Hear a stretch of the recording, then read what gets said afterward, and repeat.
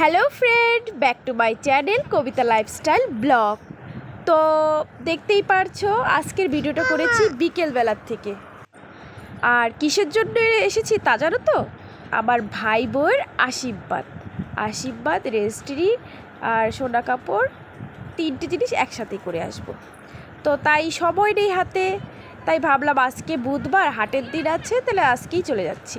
তো চ্যাংড়াবান্ধা বাজার থেকে একটা দোকান, আমাদের খুব চেনা জানা দোকান, সেই দোকান থেকে অনেক কিছু কেনাকাটা করলাম, কি যা যা লাগে আর কি বিয়ের মধ্যে সমস্তটাই কেনাকাটা করলাম। তোমাদের সাথে শেয়ার করবো না, যদি সময় পাই দেখাতে পারবো।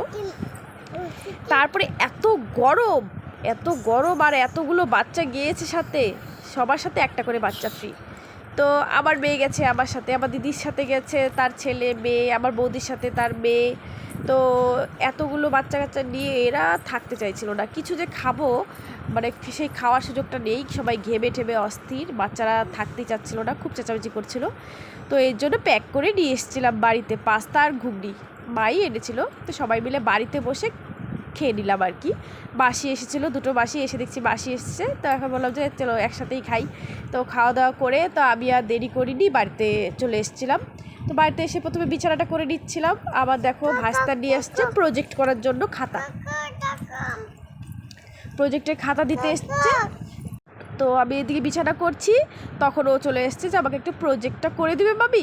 আমি বললাম কি করে দিব, কিন্তু এখন আর করতে পারবো না, কারণ অনেক টায়ার্ড ছিলাম। আমি বাজারে গিয়ে অনেকক্ষণ দাঁড়িয়েছিলাম, এই বাচ্চাদের মানে এত দুষ্টুমি করেছে না, কোলে উঠেছে একবার, নেমেছে একবার, কোথাও বসছিল না, মানে খুব অসুবিধা হয়েছে, যার জন্য আমার ইচ্ছে করছিল না কিছু করতে। তো আমি এসে নিয়ে প্রথমে সবার আগে বিছানাটা করেছি।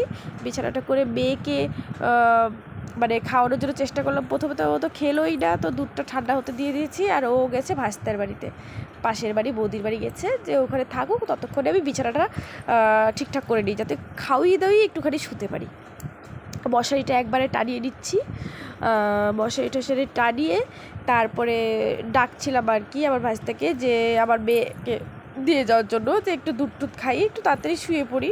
আস্তে আস্তে তবুও বাজার থেকে বাড়িতে আসতে 8টা বেজেছে, আর বাড়ির থেকে আমাদের বাড়িতে মানে এই বাড়িতে আসতে আমার 8:30 9টা বেজে গেছিলো। তো এই দেখো মেয়েকে অনেক কষ্ট করে খাওয়াতে হয়। বলছিলাম ওষুধ খাবে না, দুধ খাবে, ওষুধ একদমই খেতে চায় না। তো বলছে আমি দুধ খাবো, তাই আমি বলছি তাহলে খেয়ে নাও। গ্লাসে করে নিয়ে এসেছি স্যারেলেক্স গুলিয়ে। ও আবার ঘন করে খেতে পারে না, মানে গিলতে পারে না কি, ও খাইই না, পছন্দই করে না স্যারেলেক্সটা, তবুও খাওয়াই আর কি। চালের গুঁড়া তো খাওয়াইতে পারি না, তার মধ্যে আরও ভাত খায় না, হাবিজাবি খায়, এর জন্য দুধ স্যারেলেক্সটা পাতলা করে গুলে খেতে, যাতে গিলে খেতে পারে। তো দুধটা খাইয়ে দিলাম অনেক কষ্ট করে। যাই হোক, আজকে তাড়াতাড়ি খেয়ে নিয়েছে, কারণ শরীরটা খুব খারাপ লাগছিল। তো আমি ভাবলাম যে একটুখানি তাড়াতাড়ি করে একটু যদি শুতে পারি। তো শুয়েও ছিলাম, শোয়ার বেশিক্ষণ হয়নি, মেয়ে ঘুমাইতেও পারেনি, তার আগেই ওর বাবা চলে এসছে, মানে আমার হাজব্যান্ড দোকান থেকে চলে এসছে। তো এই ছিল আজকের আমার ভিডিও। রবিবার দিন ভাই বোর আশীর্বাদে যাব, তখন সেই ভিডিও তোমাদের করে দেখাবো।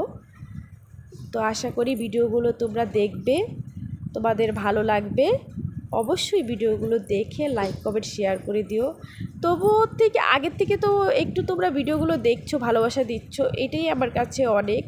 আমার কাছে 1টা থেকে 10টা ভিউজ হওয়া মানেই এটাই আমার কাছে অনেক, যেহেতু আমি একটা সাধারণ ঘরের ছোট ফ্যামিলির মেয়ে, বউ দুটোই বলতে পারো, খুব মিডিল ক্লাস বললেও চলে না, তার থেকে একটু লো কোয়ালিটিই আছি।